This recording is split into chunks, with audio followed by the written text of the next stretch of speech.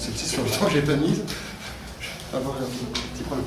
Je vois qu'il y a beaucoup de monde dans la salle, alors ça me fait vraiment plaisir parce que comme vous le voyez, aujourd'hui, c'est quand même la grande fête, c'est le 30e anniversaire de la fin du système dette. Vous savez, cette dette imbécile qui nous a tellement écrasés pendant des années et des années. Et c'était en 2033 juste qu'on en a fini avec ce système. Et aujourd'hui, 30 ans plus tard, bien sûr, les organisateurs ont dit il faut marquer le coup. Alors ils m'ont appelé, moi Désiré Prunier, qui est du haut de mes 72 ans et de mes 80 kilos, et un peu vécu cette période-là. Souvenez-vous, les anciens, il y a quelques anciens dans la salle, quelques cheveux gris comme moi, comme les miens. Il y a en 2013, par exemple, il y a 50 ans, souvenez-vous comment on était inquiet à cause de cette dette. C'était quand même quelque chose d'assez angoissant, et pourtant on en a triomphé. Donc on est là, nous les anciens, enfin moi, mais avec votre aide, pour expliquer aux jeunes. Là je vois dans la salle beaucoup de jeunes qui sont nés après les années 40, 2040 je pense. Donc eux évidemment ils n'ont pas connu ça, donc ils ne savent pas ce que c'est. Et ces cheveux commencent à m'énerver beaucoup. Et donc ça serait bien qu'on leur explique, hein, parce que c'est fini, il n'y a plus de dette, mais ça pourrait revenir si jamais un jour quelques gens un peu allumés voulaient réinventer la même chose. Alors justement, on va faire un petit regard historique. Alors j'aurais besoin d'un apprenti... Ah ben il est là. Un apprenti généreux, spontané, bénévole, enthousiaste. Robin, c'est toi.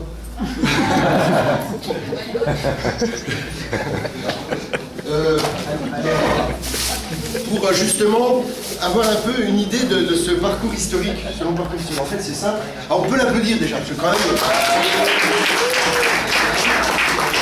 Je vous rappelle qu'il est bénévole, spontané et enthousiaste. Donc, on va d'abord poser l'image de 2063. Donc aujourd'hui, on est quel jour d'ailleurs? On est le 28 mars. Et la fin du debt system, c'est le 20 mars, c'est ça à peu près. Donc on est toujours dans les temps. Hein, vous savez, c'est la semaine de célébration. Donc le 28 mars 2063, aujourd'hui,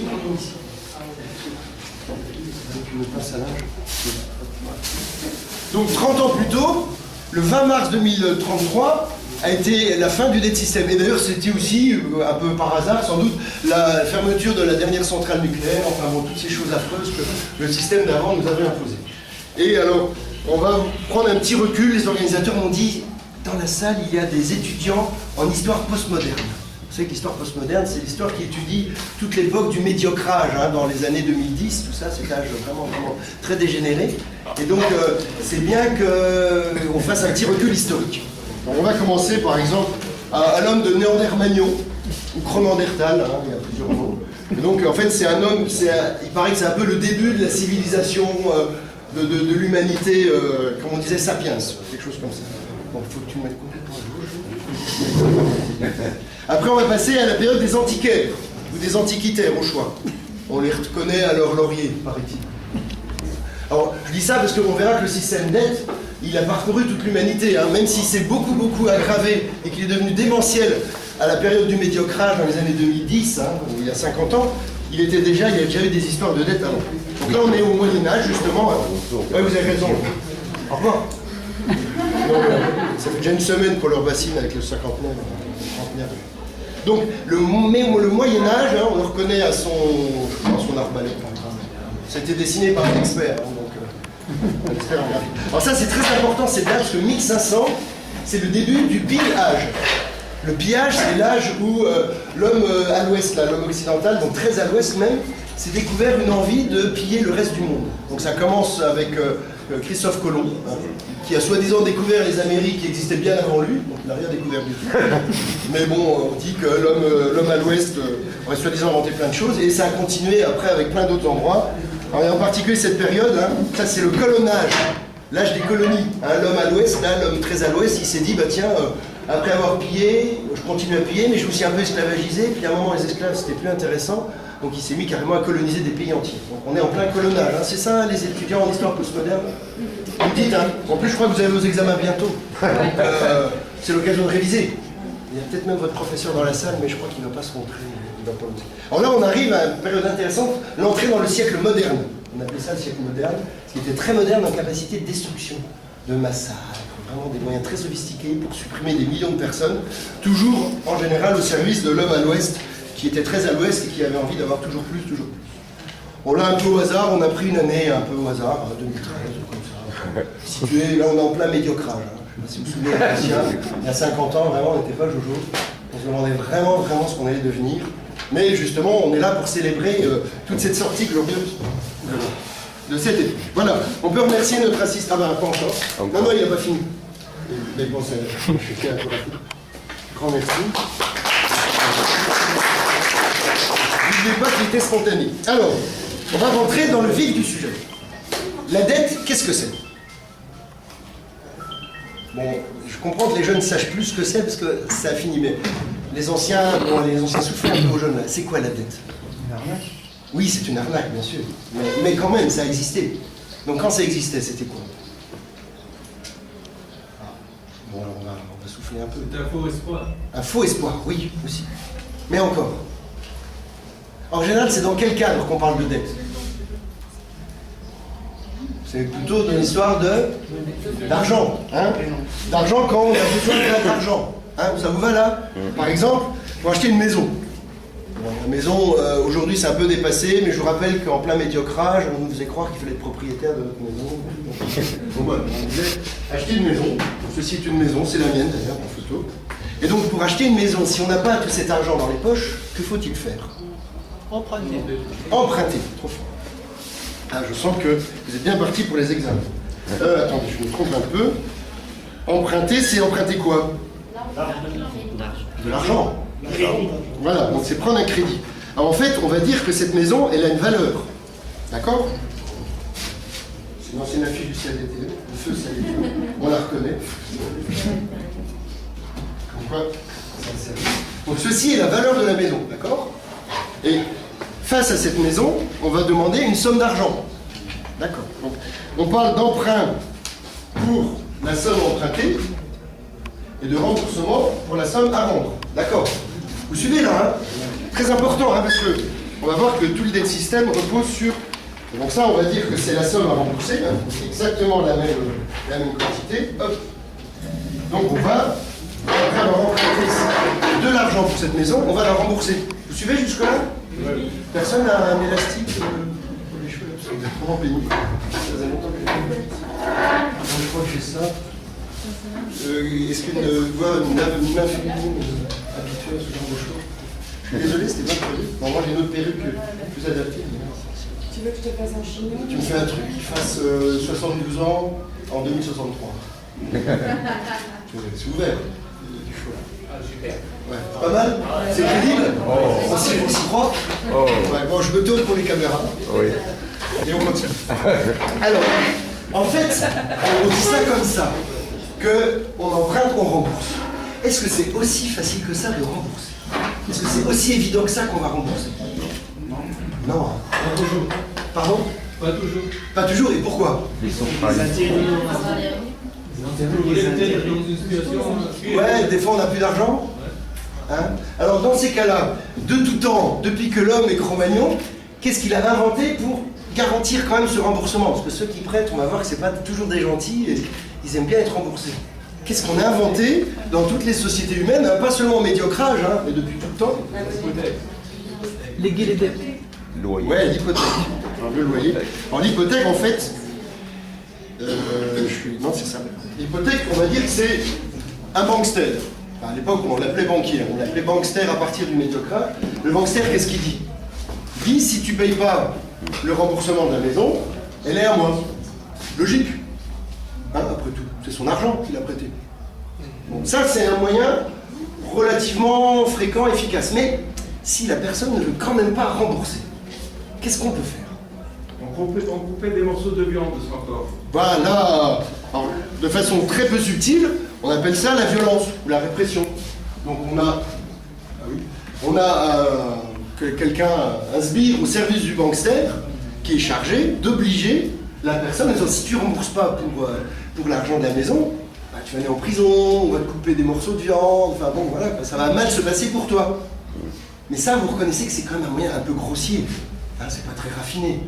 Et puis souvent les gens ils aiment pas qu'on leur coupe des morceaux de viande sur eux, donc des fois ça se passe pas bien. En fait, de tout temps, les sociétés humaines ont inventé un troisième moyen beaucoup plus subtil pour obliger les gens à rembourser leurs emprunts. Quel est-il? Pardon? La peur, non, la peur c'est quand même. C'est pas très subtil. Non, beaucoup plus subtil que la peur. Quel est-il? Pardon? Ouais, trop fort. L'honnêteté. Alors, plus que l'honnêteté, puisque ça, c'est en fait, c'est l'honneur. On va dire que rembourser, c'est bien. Pas rembourser, c'est mal. C'est la vertu. Hein, on appelle ça maintenant, en histoire postmoderne, on appelle ça la culpabilité. Il faut absolument rembourser, parce que si on ne rembourse pas, c'est très mal. Alors bien sûr, si c'est un emprunt qu'on a fait à un proche, à un ami, à une famille, on lui rembourse. Mais si c'est un emprunt qu'on a fait à un bankster, en plus on verra un emprunt qu'on n'a même pas voulu, après tout, est-ce qu'on est vraiment obligé de rembourser? Et c'est très important la culpabilité, parce qu'on va voir que le debt system repose sur la culpabilité. Quand les dettes étaient fausses, quand elles n'étaient pas voulues, quand elles n'ont servi à rien, si ce n'est à enrichir les banksters, ce qui a permis à obliger les populations à rembourser leurs dettes, c'était de leur dire oh, c'est votre dette, il faut la rembourser. Donc très important la culpabilité, ne l'oubliez pas. Bon, là c'est un premier point. Alors un autre point, dans le domaine du remboursement, là on a vu qu'il y a une somme exactement pareille à rembourser. Est-ce que c'est toujours comme ça que ça se présente? Voilà, on va voir qu'il y a des sommes beaucoup plus importantes. Comment c'était possible? Des intérêts. Alors qu'est-ce que c'est que des intérêts? Bon, les anciens ne soufflaient pas, ça pour les jeunes c'est très important, je vois ça. La question comme une fois sur deux est fondamentale. Les intérêts c'est quoi? On ne sait pas. C'est le prix de l'argent. Ah, si vous ne savez pas, les anciens vont souffler, allez-y, les anciens souffler.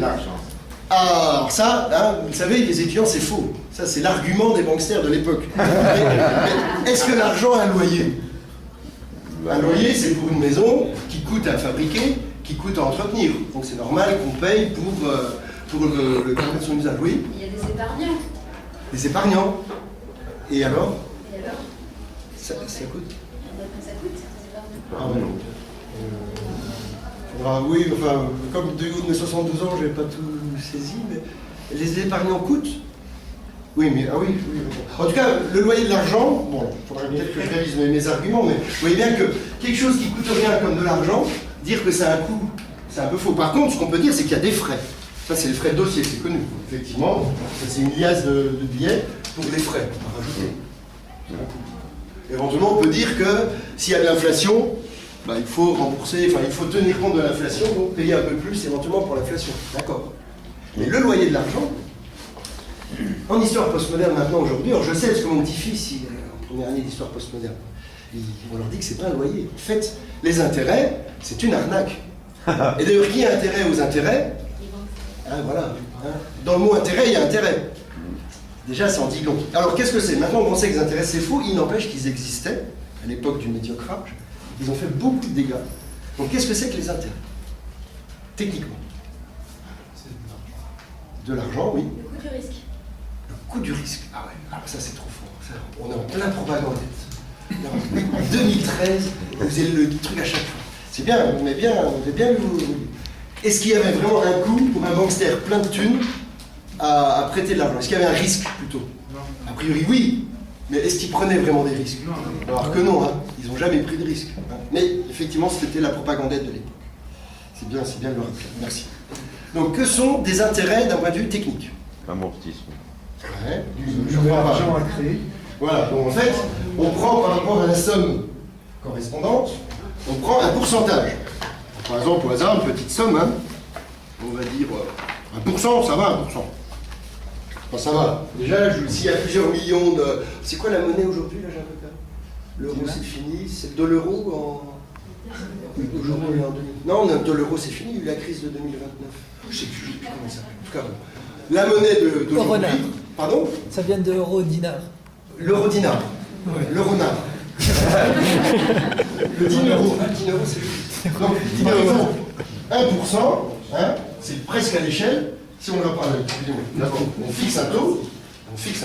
Donc voilà ce que ça fait en quantité, et on le remet par-dessus, c'est qu'on le rajoute. Donc ça, par exemple, 1%. On va dire 1%, c'est pas beaucoup, peut-être beaucoup quand même. Mais quelle est la particularité de ces intérêts? Payer d'abord. Pardon?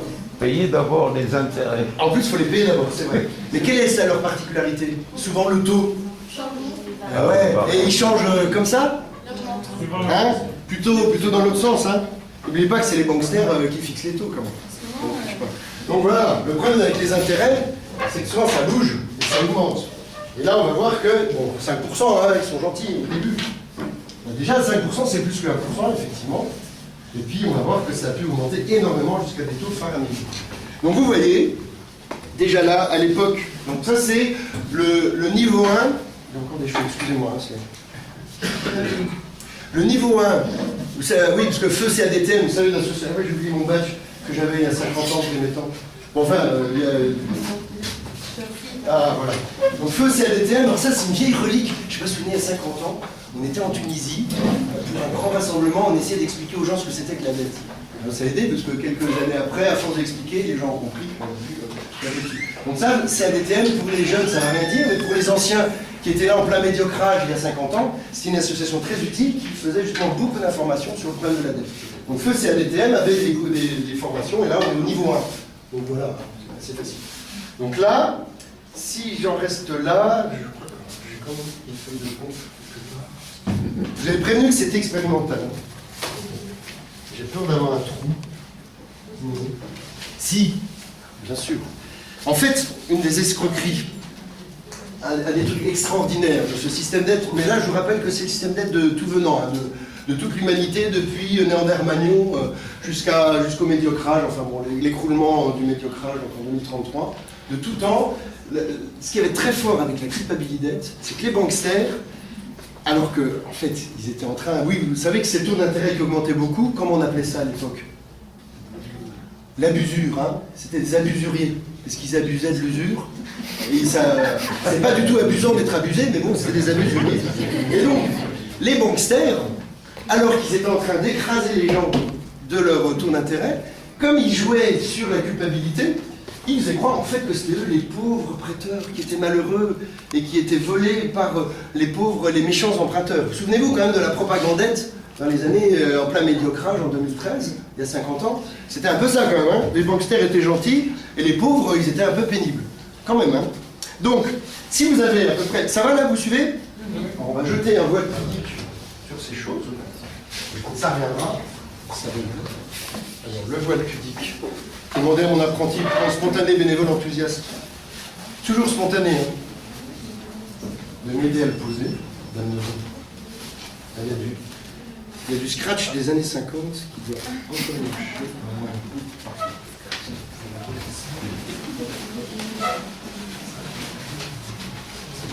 On n'applaudit pas tout de suite parce qu'il n'a pas encore fini. J'espère que j'ai bien calculé. J'ai raison, c'est dans le sens. C'est là où il y a plein de scratch. On n'avait pas répété. Hein. Puis bon, lui, il a déjà eu son examen d'histoire postmoderne. Voilà, trop fort. Ceci est un voile pudique. Voilà, c'est pudique. Et maintenant, on va passer au deuxième niveau de cours de Feu CADTM, qui, je vous rappelle, était une association très impliquée à l'époque. Alors, Feu CADTM présente les choses ainsi. Là, on vous a parlé du principe de la dette, hein, avant même le dette système, depuis que l'homme est homme et un petit peu grigou, jusqu'à la fin donc, du médiocrage, depuis qu'on en a fini avec le dette système. Donc, depuis très longtemps, la dette, c'était beaucoup d'arnaques, comme on l'a vu ici. Alors, ça, c'est le système en général. On va maintenant le voir au sujet d'un pays. Ou un pays en général, quel qu'il soit. On va voir un peu en quoi le dette système perturbe le fonctionnement d'un pays. Donc, les anciens, ne soufflez pas. Les jeunes, les étudiants, là, en histoire postmoderne. Comment on peut, globalement, décrire le fonctionnement d'un pays par rapport à ce qu'il faut financer, ce qu'il faut payer et tout. Je crois que ma question est très mal posée. Donc, je vais la reformuler. Si on considère qu'on est face à un pays bienveillant qui souhaite le bien-être de sa population, quels sont les besoins essentiels que ce pays bienveillant doit assurer? Éducation. Voilà. Nourriture. Voilà, trop fort. Alors j'en ai que 3. Donc j'ai santé et éducation. C'est pas mal déjà. Et puis, en nourriture j'ai pas, mais on va en prendre un troisième, hein, si on a plein. On va dire les services... alors j'aime pas trop le mot sécurité, encore que maintenant on comprend ce que c'est, mais en 2013 ils abusaient beaucoup de ce mot-là. Bon, on va dire les services utiles quoi, qui permettent, services qui aident vraiment. Hein. Ça vous va, vous connaissez. Oui. D'accord. Donc ça, pour assurer ces services-là, il fallait donc que de faire un pays pour assurer ces services publics-là.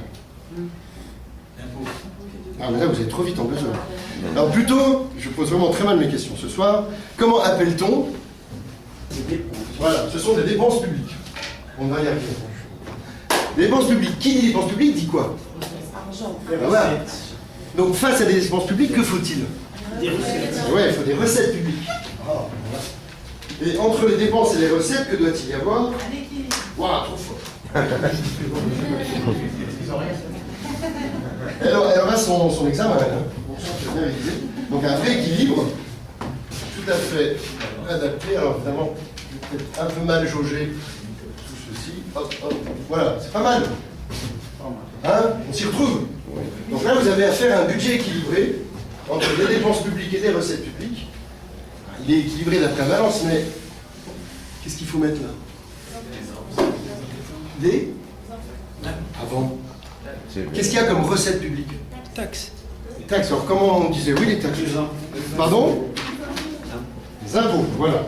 Les impôts, hein. Je vous rappelle que la propagandette du médiocrage nous faisait croire que c'était du vol, que les pauvres riches payaient trop d'impôts, alors qu'en fait c'est d'abord un élément de justice sociale. C'est grâce aux impôts qu'on redistribue l'argent entre ceux qui ont trop et ceux qui ont pas assez. Et c'est aussi une façon d'assurer des recettes publiques. Hein.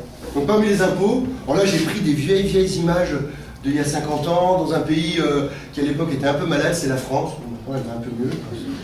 Grâce à la révolution, on a mis... Il y a des pays qui ont fait leur révolution très tôt des années 2011, et puis il y en a qui les ont fait très tard. Mais bon, ils ont quand même réussi à s'en sortir. Donc à l'époque, en France, comment on appelait, qu'est-ce qu'il y avait comme impôt typique? l'IS. Pardon? l'IS. L'IS, impôt sur les sociétés, c'est ça? Oui. Ah ouais. Parce que moi, ça fait longtemps que j'ai passé le diplôme. Donc voilà, ça c'est impôt sur les sociétés. Quoi d'autre? La TVA. TVA. TVA, très important. C'est un impôt très injuste. Et quoi d'autre? Mais sur les revenus. C'est très utile. Et puis, éventuellement, ça, ceux qui sont nés après les années 40, enfin 2040, je veux dire, vont pas se souvenir. Ça, c'était très spécifique à la France du médiocrage, quand on essayait quand même de faire un peu payer les trop riches. Donc c'est l'impôt de solidarité sur la fortune, qui n'était pas du tout élevé, qui était très peu solidaire, et qui touchait finalement que des petites fortunes. Qui passent. Donc voilà, ça c'est un premier moyen d'avoir des recettes. D'accord? Qu'est-ce qu'il y a comme autre moyen pour un pays qui veut un budget équilibré de façon à assurer des services publics à sa population pour avoir des recettes? Un emprunt à qui? Voilà, la première chose, ça, maintenant vous le savez, mais à l'époque nous on avait oublié, c'est que dans un pays, alors le pillage, ça c'est une autre conférence gesticule. Effectivement, ça a beaucoup servi, l'homme à l'ouest, là très à l'ouest, il a beaucoup fait ses budgets en pillant, mais on l'a déjà dit dans l'historique. Hein. Non, là on est quand même en médiocrage. C'est vrai qu'en médiocrage, il y a encore beaucoup de pillage, surtout de néocolonopillage, effectivement. Mais on va quand même rester sur la description du système d'aide ici. Donc, cette banque centrale, qu'est-ce qu'elle avait comme particularité? Au début, là on est vraiment dans les années 60. Il y a un siècle en fait, en 1963 par exemple. Alors, planche à billets, c'est un peu la propagandette qui disait ça, c'est un peu péjoratif, parce qu'on croit qu'on en fait trop et que ça fait des problèmes. En fait, c'est la fabrication de la monnaie. Hein. Effectivement, emprunter à la banque centrale, c'est de la banque voulue par le gouvernement, par le pays, donc la banque qui est souveraine, permet de créer de la monnaie qui vient s'ajouter aux impôts pour faire des recettes. D'accord? Donc là, vous avez déjà quelque chose d'à peu près équilibré. Maintenant, j'ai entendu le mot emprunt, on comprendra que parfois, quand un pays a vraiment des gros besoins financiers, peut-être ça ne peut pas suffire. Au hasard, hein, dans ce pays tourmenté qui était la France du médiocrage, on avait inventé ça. Donc ça, c'était un truc bizarre. On pensait qu'il allait très vite, c'était très bien. En fait, on n'allait pas si vite que ça, le train à grande vitesse, parce qu'on mettait beaucoup de temps pour avoir le billet, il y avait beaucoup de temps dans les embouteillages pour accéder à la gare, beaucoup de temps pour sortir de la gare, souvent il était en panne, donc c'est un peu nul. D'ailleurs, maintenant on l'appelle le nul GV, mais bon, on appelle ça le TGV, on est très fiers.